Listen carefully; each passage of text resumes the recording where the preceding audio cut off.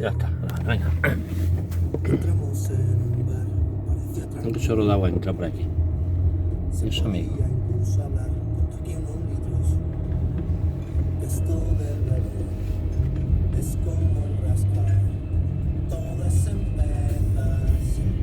¿Cómo baja así por aquí? Esto porque viene del monte, parece que va como un río, ¿vale? Porque viene del monte. ¿Cómo se oye, desborda de por allí? Mira cómo viene, cómo se brinca por ahí. Qué chorrera de agua. Bueno, estoy que voy a bajar el tenía, que vean.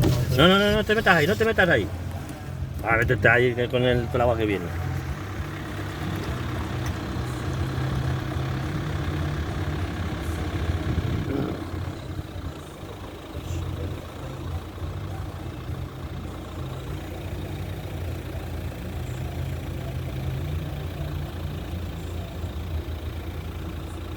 Bueno, mira.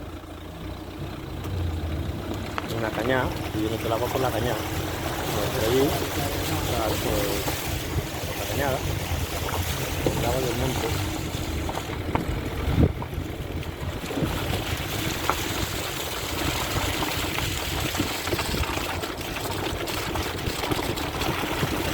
La negra.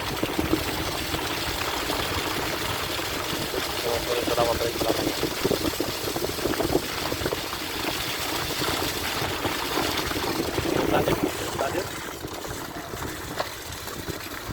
Ahora aumentemos aquí un poquito. Ahí.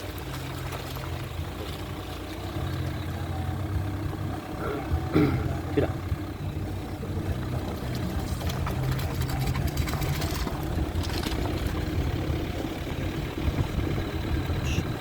Un montón de agua viene por ahí.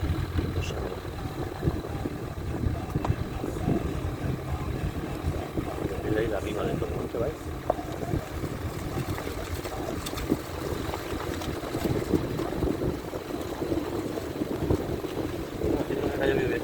Bien.